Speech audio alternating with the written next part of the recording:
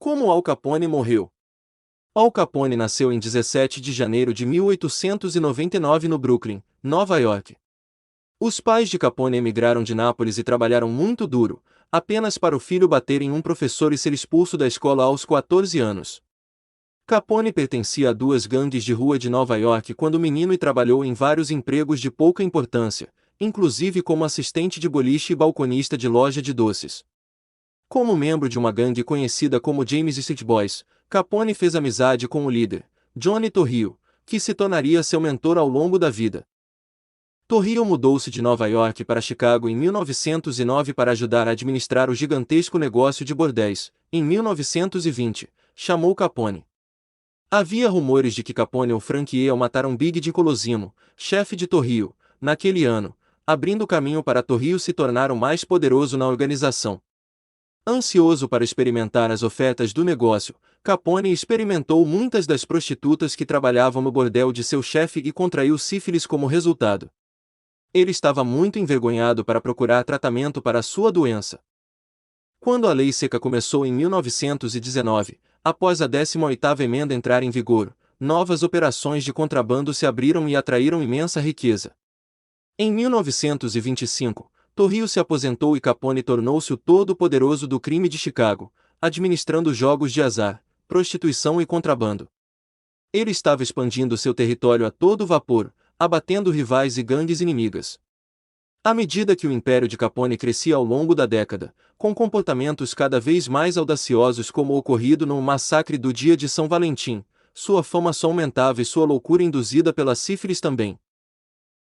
Quando as autoridades finalmente prenderam Capone por evasão fiscal em 17 de outubro de 1931, ele foi condenado a 11 anos de prisão, período durante o qual suas deficiências cognitivas e birras emocionais pioraram.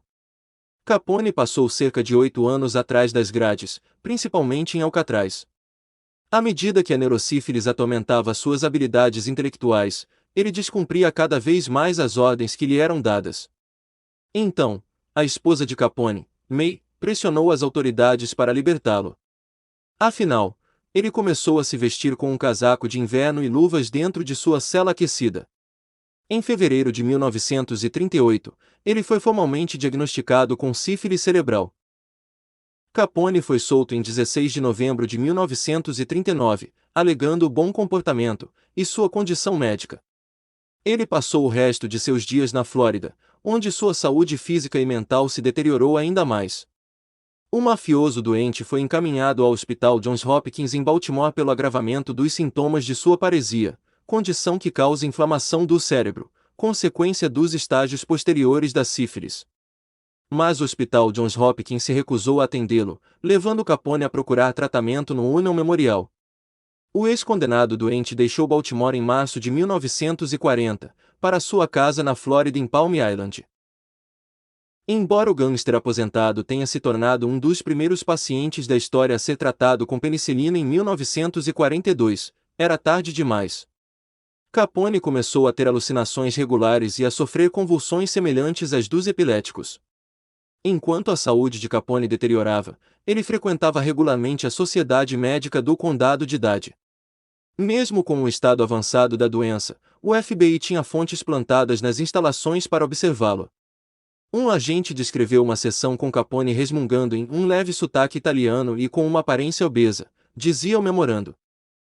Capone ainda gostava de pescar e era sempre doce quando as crianças estavam por perto, mas em 1946, o Dr. A. Phillips disse que sua condição física e nervosa permanece essencialmente a mesma de quando foi relatado oficialmente pela última vez.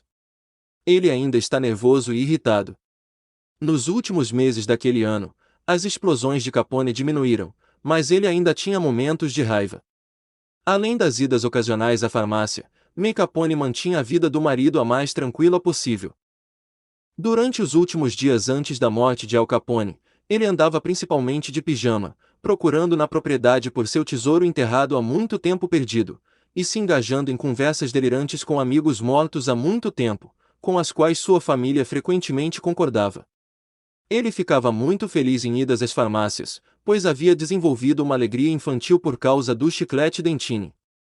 O arquivo do FBI observou em 1946 que Capone tinha a mentalidade de uma criança de 12 anos. Foi em 21 de janeiro de 1947 que ele sofreu um derrame.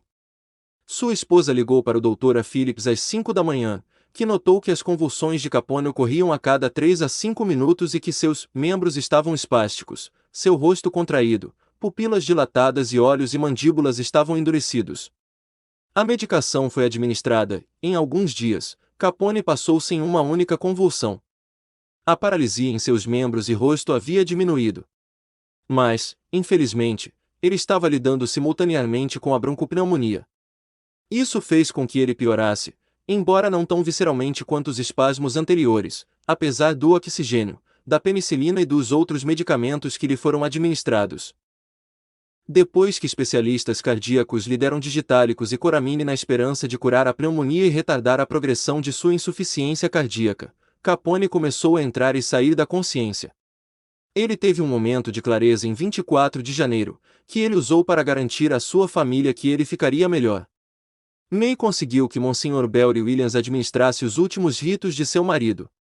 Em 25 de janeiro, às 19h25, Al Capone morreu, sem qualquer aviso. Ele parou de respirar. Ele tinha 48 anos.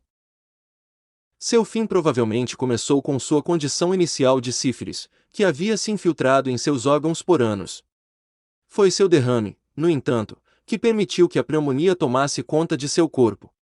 Essa pneumonia precedeu a parada cardíaca que acabou por matá-lo. Al Capone havia degenerado para a capacidade mental de uma criança de 12 anos porque a sífilis não tratada havia atacado seu cérebro por anos.